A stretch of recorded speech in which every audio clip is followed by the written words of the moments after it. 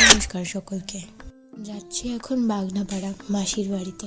পূর্বস্থলী থেকে 4-5টা স্টেশন পরেই Bagnapara station. Train থেকে নেমে অটো করে মাসির বাড়িতে চলে এলাম। এই হচ্ছে আমার মাসির বাড়ি, আর এই হচ্ছে আমার মাসি তাঁত বুনছে। ওকে বললাম একটা স্মাইল করতে, ওর স্মাইলটা কেমন লাগলো তোমরা বলো। এটা মাসিদের বাড়িতেই, এটা হচ্ছে মা শীতলা তলা বলে ওরা, এখানে পুজো দেয় রোজ।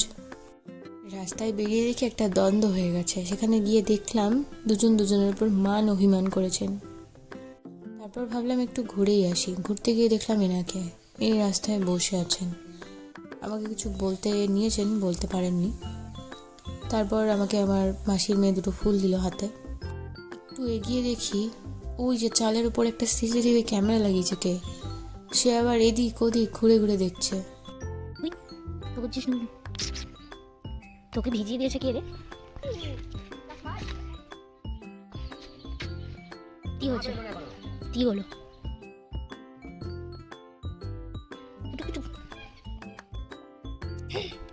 আছেন এই দেখুন, ইনি হচ্ছেন মা, আর ইনি হচ্ছেন তার ছেলে।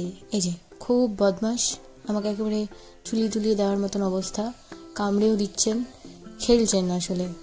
পর এনাকে নিয়ে আমি পাশের বাড়ি গেলাম। পাশের বাড়ি গিয়ে দেখি ও মা, সে তো এক অদ্ভুত কাণ্ড। অ্যাকোর্ডিয়াম সাজিয়েছেন নাদার মধ্যে, গরু খাওয়ার নাদা। কি খাবার দেখি কিরকম দেখতে? বাচ্চা হবে, তুই কি করে জানবি? তাড়াতাড়ি বল বল। হ্যাঁ কি রে, ওটা কি? বিশাল ব্যাপার তো। এই তোকে ছেড়ে দেবো? ও বুঝকু তোমায় ছেড়ে দেবো? ও বুঝকু তোমাকে ছেড়ে দেবো মাছেদের কাছে? ওকে ছেড়ে দেবো, ওকে খাইয়ে দেবো মাছ গেলে। মাছটার বাচ্চা হবে তুই কি করে জানলি? বল না, বল। এই যে এর নাম হচ্ছে কালটু, এর নাম কালটু। আর লালটু কোথায়?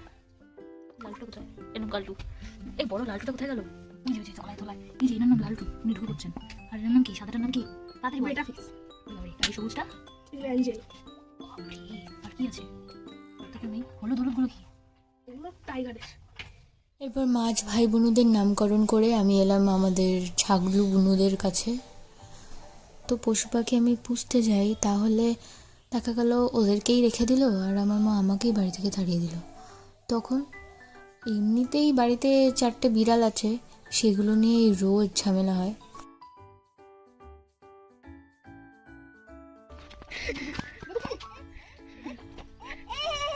এরপর যাব ধান ক্ষেত দেখতে।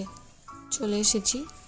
আমি তোমাদেরকে একটু আগেই বললাম যে এদিকে যেখানেই তাকাবে সেখানেই শুধু ধান ক্ষেত আর মাঠ দেখতে পাবো। এরপর ওই পাকা ছেলেটা এই তেঁতুল গাছটার থেকে তেঁতুল পারবে বলছে।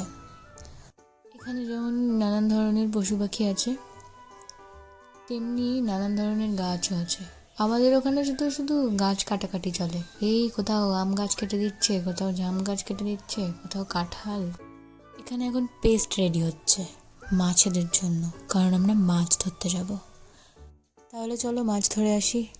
এই পুকুরটাতে মাছ ধরবো। পুকুরে গিয়ে দেখি একজন আমাকে ডাকছে, এই দেখুন কিউটি পাই।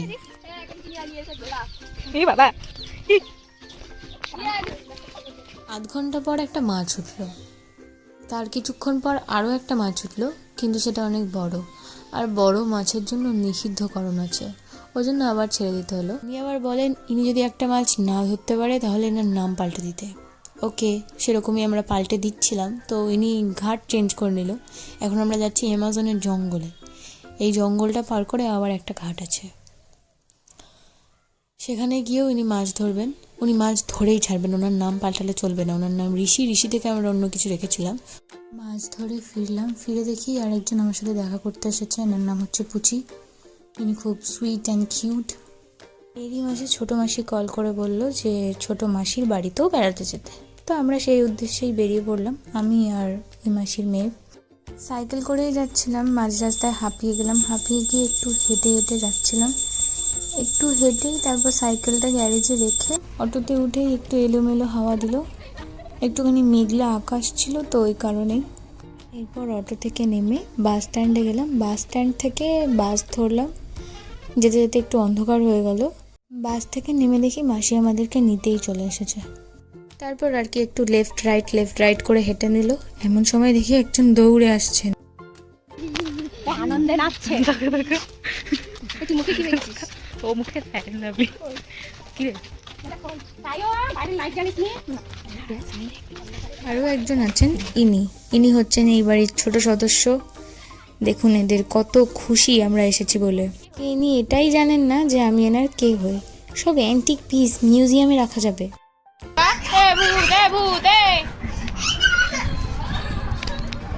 সকাল চলে এসেছেন ইনি ঘুম ভাঙাতে। ঘুম ভাঙিয়ে বলছেন একটা ঘটনা হয়েছে, সেই ঘটনাটা ইনি ঘটিয়েছেন।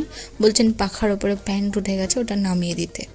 ওটা নামানোর জন্য এনার দাদা পাখাটা চালিয়ে দিয়েছে।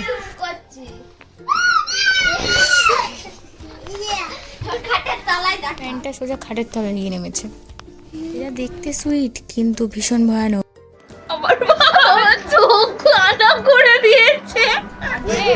ওখানে কি ফোনের টাওয়ার আনতে গেছিস নাকি নিজের টাওয়ার? কিরে টাকা একবার ফোনেরই তো, তুই তো বললি আমার টাওয়ার আসছে না। এই ভালু, তুই কার টাওয়ার আনতে গেছিস?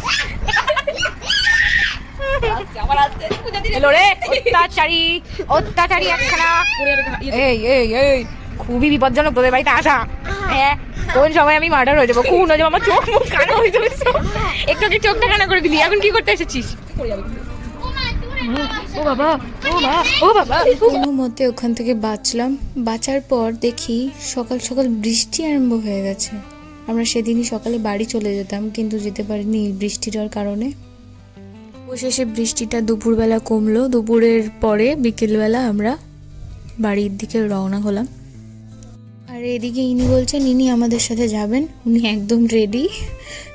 এখন উনি যাবেন। যখন আমরা টাটা দিলাম তখন ওনার মুখটা ভার হয়ে গেল এবং উনি কান্না করতে শুরু করলো। পর যে ওয়েদারটা হয় সেটা খুব সুন্দর হয়। এই দেখুন এখানে আমার হনুমান ভাই বোনরা বসে আছেন। মাসির বাড়ি থেকে ফিরে আমরা সন্ধেবেলা রেডি হয়ে বেরিয়ে পড়েছিলাম ঠাকুর দেখতে। আর জগদ্ধাত্রী পুজো। ধাত্রীগ্রামে দুটোই ঠাকুর হয়। এক হচ্ছে এটা, যেখানে প্রচুর কাদা ছিল, তাও আমরা ঠাকুর দেখেছি, কোনো প্রবলেম হয়নি। খুব সুন্দর হয়েছে, খুবই মিষ্টি। তারপর আমরা নেক্সট ঠাকুর দেখতে যাচ্ছি। এখানে মাঝ রাস্তায় একটা ফুল দেখতে পেলাম, ফুলটি নড়ছেন। হয়ই এখানে দুটো ঠাকুর, তাও কত দূরে দূরে। অবশেষে এই ঠাকুরের কাছে পৌঁছে গেলাম, কিন্তু ভেতরে ঢুকে দেখি এক অদ্ভুত কাণ্ড।